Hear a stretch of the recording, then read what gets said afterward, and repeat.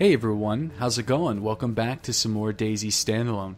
Today we're going to be exploring Green Mountain a little bit and then going up towards Vybor again at the military complex in between Cabanino and Vybor to see if we can find some more military loot. So if you guys didn't watch my last video, it was more of a 30-minute in-depth kind of walk-by commentary on starting off at Balota Airstrip and then working my way up north. This time it's going to be very similar, but because I don't know, a lot of people are interested in this kind of stuff, I decided to make another video, talking about Green Mountain, the importance of it now compared to what it was in the future, or what it was in the past, my bad. So in the past, Green Mountain, relatively fruitless. You couldn't really get anything cool. There was 2 military loot locations in it last time. Nothing too interesting. Crazy zombie. He's flailing around. Man, when they get that fixed, it's going to be pretty awesome. A small little ragdoll there, which is a pretty cool effect. But nonetheless, Green Mountain in the past only had around 2 military loot locations in the garage of this jail complex.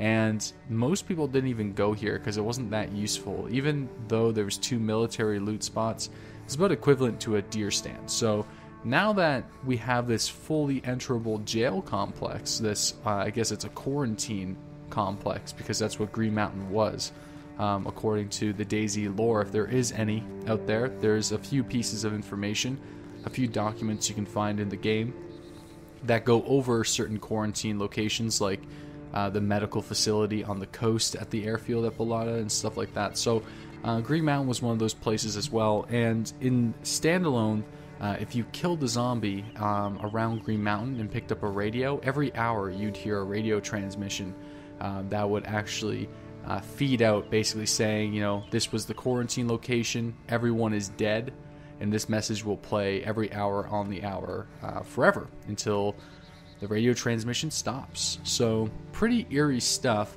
but nonetheless it kind of gave a little bit more of a apocalyptic vibe to the game. So this place now much more valuable because a lot of people probably bypassing this place completely and going to some of the more interesting locations like the military bases at Polvovo, or even Northwest Airfield, or north of the airfield, or even northeast. There's a lot of places now to get pretty decent loot, but this is one that I've been enjoying probably the most, just because I always come here and I always find things.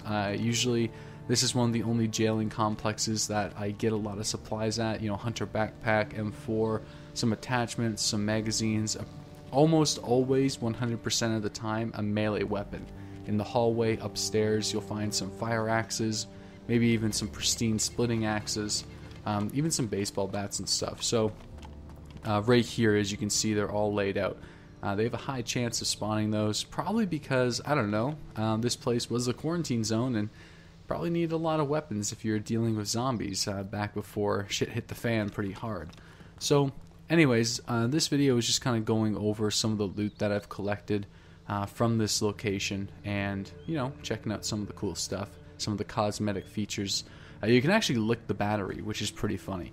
But anyways, guys, I'm actually going to be uploading a very long multi-part series.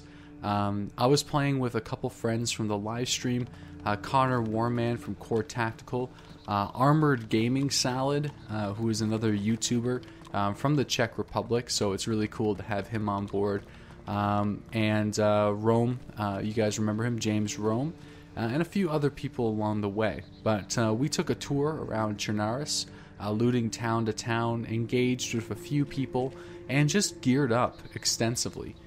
Now, I'm going to be uploading that relatively soon, so that's why I'm just kind of throwing this filler episode, just kind of talking about my experiences so far, before I get into this long post, or actual live commentary gameplay. And yeah, man, like, my thoughts on the game so far is it's incredibly fun and addicting. I got my hands on the Mosin the other day, and it is by far my favorite. I think 100% of the time, although you are sacrificing quite a bit, dropping an M4, I think I'm going to be taking the Mosin for now on. I had the bayonet and like the hunter scope on it, the long range scope, and it was just crazy. The round is so massive, such a powerful weapon, and it's just fun to shoot, and overall it's just got an amazing cosmetic appeal. So you guys are going to be seeing some action with the Mosin very soon. Anyway, so the server just restarted, lucky me. So I decided to, why not run back in and check out what just spawned at the jail complex again. Just because, you know, when the server restarts, all the loot on the entire server starts. So the way the looting system works, if you guys don't already know, is much in contrast to the old system where loot would recycle if nothing was actually popping up and a new player entered the area. All the loot spawns at start, including zombies. So again, in contrast, now in the standalone, if there's lots of zombies in a town, that's a good sign. It means not that many people have been around to aggro and kill those zombies, compared to a town that's completely quiet with not many zombies, all the doors opened in all the towns. That's a sign that a player has been there. Another little tip here, as you guys can see, you know, getting all of tactical shirts, tan tactical shirts, rain jackets, beanies, anything like that is going to increase your actual camouflage. So those white pants, I want to get rid of those as soon as possible. Even basic green jeans. You know, in the character customization, you can actually select the color of your shirt and jeans. I highly recommend that you pick a green shirt and green jeans, or a tan shirt and tan jeans.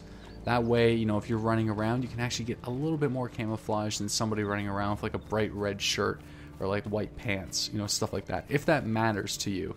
Now, a lot of people probably don't care, and they're probably still boxing at the coast, but, you know, it's just a small little advantage that you guys can probably try. And whenever you throw a gas mask on, which is also kind of olive colored, you can get a really cool cosmetic feel, and it really makes you, you know, kind of get into that military sense of somebody who's actually got some power in the zombie apocalypse. So we're fast forwarding in time just a slight tad. Now we're at the military base between Vybor and Cabanino. This is another location that I like to go to when traveling up north, because it's one of those newer places. So a lot of the old veterans, or even the old noobs who don't know the changes, you know, they're not going to be going to Starry. They're going to be going to Northwest Airfield and possibly bypassing these new military bases. So that's why I've been preferring them over other cases, and I've been finding less players. But I've been getting a little antsy because I haven't been running into anybody. So my guard is definitely down while I'm traveling through these bases. And, you know, sometimes you gotta expect the unexpected. So anyways, guys, I'm going to leave you with a gameplay clip, and I hope you guys enjoyed the video, finding my stuff informative. And if you are enjoying it, subscribe for more. I promise I'll be uploading more DayZ content, and a very long, I'm going to call it like the Chernarus Plus roaming tour or something like that. I don't know. We're just going to be running around with a big group of people, looting town to town, killing zombies, hunting down players, you know, things like that. That's going to be coming very soon, I swear. I'm going to be rendering it as soon as I'm done here. Alright guys, thanks for all the support, and we'll see you next time.